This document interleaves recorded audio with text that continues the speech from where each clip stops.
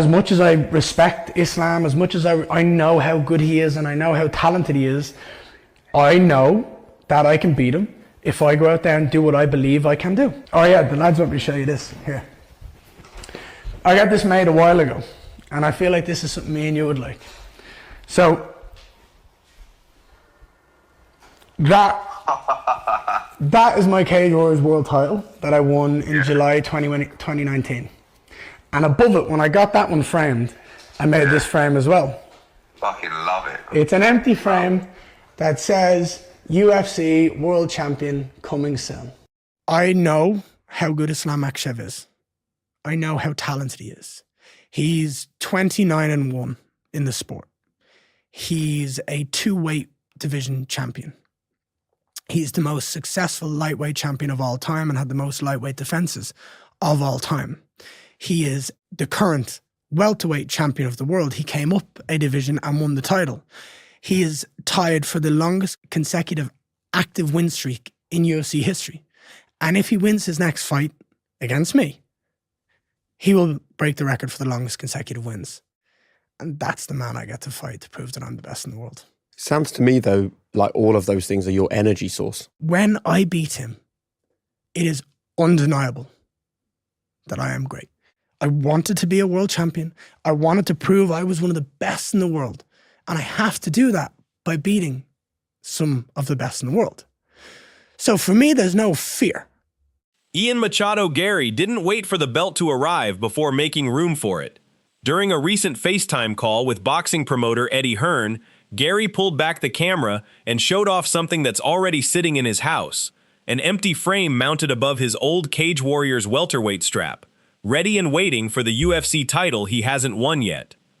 I got this made a while ago, and I feel like this is something I and you would like, Garry told Hearn before revealing it. The frame itself carries a caption that leaves absolutely no room for ambiguity about what Garry expects to happen on August 15th. It reads simply, UFC World Champion coming soon. That's not a hypothetical purchase or a joke prop for the cameras. It's a physical object, already built and mounted in his home, months before he's actually stepped into the octagon to fight for the belt it's designed to hold. Garry didn't stop at the visual. He backed it up with words just as direct. As much as I respect Islam, as much as I know how good he is, and I know how talented he is, I know that I can beat him if I go out there and do what I believe I can do, he told Hearn. That's the tension sitting right at the center of this entire storyline, and it's exactly the question the headline poses. Is this genuine, earned confidence from a fighter who's beaten world-class competition to get here, or is it arrogance, tempting fate against arguably the most dominant champion currently competing in the sport? There's a real case for taking Garry's confidence seriously rather than dismissing it outright. He's arrived at this title opportunity by beating two genuinely tough 170-pound rivals, former champion Belal Muhammad and hard-hitting contender Carlos Prates, and he's done it while showing he can perform even on short notice, a trait that speaks to real professional readiness rather than manufactured bravado. Garry hasn't just talked his way into this fight, he's fought his way into it, against exactly the kind of resistance that tends to separate genuine title contenders from fighters simply chasing hype. That short-notice reliability is worth dwelling on for a moment, because it's not a small detail. Fighters who can only perform under ideal, fully prepared circumstances tend to get exposed the moment something unexpected happens in fight week, an opponent change, a shortened camp, an unfamiliar environment. Garry's track record of stepping up regardless of preparation time suggests a fighter whose composure doesn't depend entirely on everything going according to plan, which matters heading into a fight where Makhachev has already promised to force him into exactly the kind of uncomfortable, chaotic positions that test that composure directly. He's also arrived with an actual specific game plan rather than pure confidence alone. Garry has stated plainly that he intends to show 3 rounds of dominant performance against Makhachev before finding a finish in round 4, a deliberately paced approach designed to prove he genuinely outclassed the champion rather than catching him with a lucky sequence early. That's a notably different mindset than simply hoping to survive or scrape together a decision. It's a fighter publicly committing to a specific standard of victory, the exact kind of framing that makes a frame reading, UFC World Champion coming soon feel less like empty theater and more like a genuine roadmap he's already mapped out in his own head. Makhachev's side of this rivalry sees things very differently, and their read cuts directly against Garry's confidence. The champion and his longtime coach Javier Mendez believe Garry simply lacks the takedown defense needed to make this a competitive fight once real grappling exchanges begin. Makhachev's own read is specific and blunt, acknowledging that taking Garry down in the first place might actually prove difficult given how much Garry loves to run, using movement and distance to avoid engagement. But once that takedown does land, Makhachev believes he can finish the fight through submission relatively quickly, treating the actual takedown as the only real obstacle standing between him and a finish. That specific critique, that Garry can be genuinely elusive on the feet but remains fundamentally vulnerable the moment the fight hits the mat, is exactly the flaw Garry's own camp has spent months trying to fix. He's been working on his wrestling and grappling extensively ahead of this fight, going as far as traveling to Garry, Georgia, specifically to train alongside southpaw wrestlers who could help him prepare for exactly the kind of stylistic puzzle Makhachev represents. That's a serious, deliberate investment in solving one specific weakness, not something a fighter does if he's simply riding pure confidence into the biggest fight of his career without any real plan to back it up. There's a genuinely interesting precedent behind that training decision, too. Georgian wrestling has already proven it can trouble fighters from Makhachev's own camp at the highest level. Merab Dvalishvili, the Georgian bantamweight standout, gave Makhachev's teammate Umar Nurmagomedov real problems at UFC 311, scoring multiple takedowns of his own while stuffing a significant number of Umar's attempts in the process. That result offers at least some evidence that the specific wrestling style Garry sought out in Georgia isn't purely theoretical.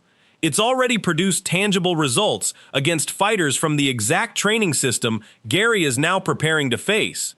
If Garry can replicate even a portion of what Dvalishvili accomplished against Umar, stuffing takedowns, scoring his own, and gradually chipping away at his opponent's confidence over the course of the fight, his camp clearly believes he has a legitimate path to pulling off the biggest upset of his career. That's the theory behind months of dedicated training in a foreign country, working with wrestlers whose specific style has already proven it can create problems for fighters connected to Makhachev's own team. Whether that translates against Makhachev himself, widely regarded as an even more accomplished and disciplined grappler than his teammate Umar, remains the single biggest question mark heading into fight night. Makhachev's resume speaks for itself. A 16-fight winning streak tied for the longest in UFC history, built almost entirely on exactly the kind of suffocating, methodical top control that's proven nearly impossible for elite opponents across two full weight classes to solve. Garry's confidence, and the frame sitting in his living room waiting for a belt, depends entirely on becoming the first opponent in years to actually crack that formula. It's worth stepping back and considering how unusual it actually is for a challenger to display this level of public certainty before a fight this significant. Most fighters, even supremely confident ones, tend to hedge at least slightly in interviews, careful not to look foolish if things don't go their way. Garry's decision to show off a literal physical frame built specifically for a title he hasn't won yet represents a different kind of psychological commitment entirely. The sort of gesture that either ages as prophetic foresight or becomes a permanently awkward reminder sitting on his own wall. That's precisely why the question posed by this entire storyline matters so much heading into August 15th.